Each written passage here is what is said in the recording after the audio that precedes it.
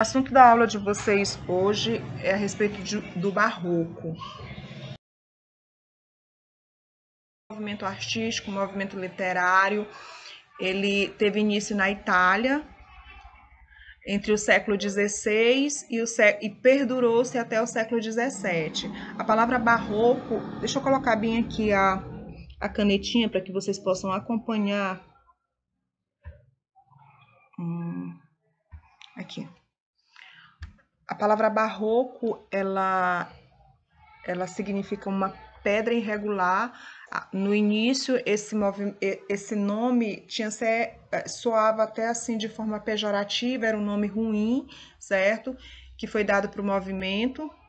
E aí o barroco, ele atinge vários lugares da Europa e chega um momento, bem depois que ele chega no Brasil. E aí a gente diz que esse movimento, ele tem características, ele não é um movimento homogêneo, ele não é um movimento que não é um movimento que tem as mesmas características em todas as regiões onde ele aconteceu. Em cada região onde ele aconteceu, ele teve características diferentes. Hoje a gente vai ver a respeito do barroco na Itália. Na nossa próxima aula, a gente vai ver a respeito desse movimento no Brasil. Quais foram as características dele no Brasil? Qual foi o movimento histórico onde ele surgiu? Aqui para o próximo slide. O que acontecia na Europa no século XVI era a questão da contra-reforma, né? Houve a reforma, a história lá de Martim Lutero, que Martim Lutero era monge, e aí ele estuda a Bíblia, e aí ele decide se rebelar contra a Igreja Católica, e isso, entre outros eventos, foi um movimento chamado Reforma, e aí depois a Igreja vem e tenta de novo ter o controle disso, né? Porque nesse momento de Martim Lutero é o momento que a Igreja Católica perde poder. É um momento que o protestantismo cresce demasiadamente e a igreja ela perde poder, né? A Igreja Católica, que sempre teve o controle de todos os poderes, com a reforma viu-se enfraquecida. E aí, como forma de rebater isso, como forma de controlar, de ter de novo o controle da situação, a igreja cria um movimento contrário a reforma, que é a contra-reforma. E aí é nesse contexto histórico que surge o barroco, porque o barroco surge trazendo novamente o sacro, trazendo novamente a ideia do catolicismo, tanto que as figuras, tanto que os desenhos, que as imagens, elas são muito relacionadas à questão da religiosidade. A gente vai ver muitas cenas da Bíblia, muitos santos. As principais características da arte barroca: o predomínio de temas religiosos, como foi o que a gente colocou, né? Não que o barroco tenha sido só religião, mas em sua grande maioria as imagens, as obras de arte, elas retratam cenas religiosas.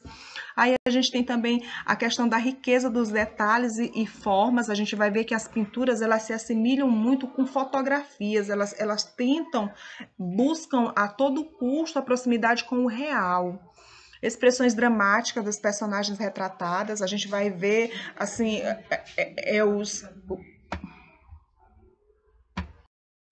Sim, a gente vai ver que os personagens eles estão o tempo todo carregados, né? Com a fisionomia carregada de choro, de drama, de sofrimento. Preferência pelas curvas e contornos em detrimento das figuras geométricas, né? É aquela questão de buscar proximidade com sim, a importância da iluminação e o jogo de luzes e sombras. A gente vai ver também o quanto que é perceptível isso.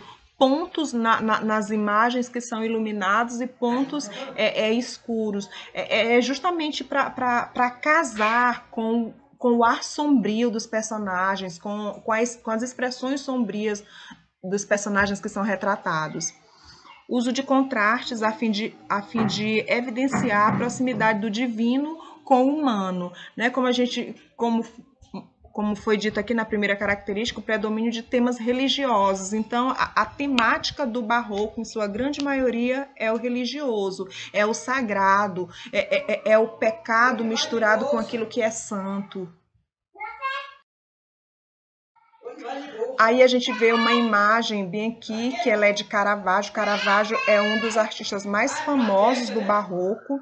Aqui é o retrato de uma cena que é descrita na Bíblia, né, onde Jesus Cristo aparece, e aí ele mostra suas chagas, né, depois de ressuscitado, ele mostra suas chagas, e aí Tomé, né, entra aquele que até um ditado, é um provérbio popular, que é preciso ver para crer, né, Tomé para crer, ele coloca o dedo nas chagas de Cristo.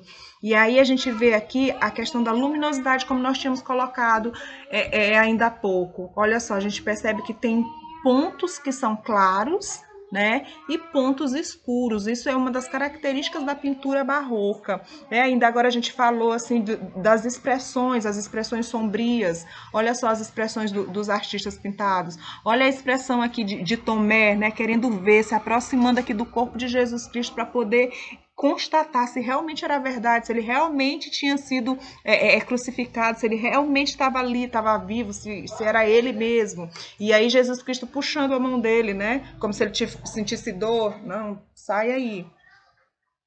Né? Essa proximidade, essa tentativa de proximidade com o real, né? É uma das características fortes do barroco. Isso se parece muito mais com uma fotografia do que com uma pintura, né? A gente percebe que as fisionomias são retratadas, há uma preocupação com isso. E era só isso, pessoal, é só uma parte introdutória, né? A gente vai ter a continuidade dessa aula, mas por enquanto nós paramos por aqui. Nós iremos fazer 3 questões, desculpem eu não ter colocado a terceira aqui, mas a primeira é assim: comente sobre as principais características do barroco, né? E aí vocês poderão voltar ao slide para ver essas principais características. A segunda, quais foram os principais representantes desse movimento artístico?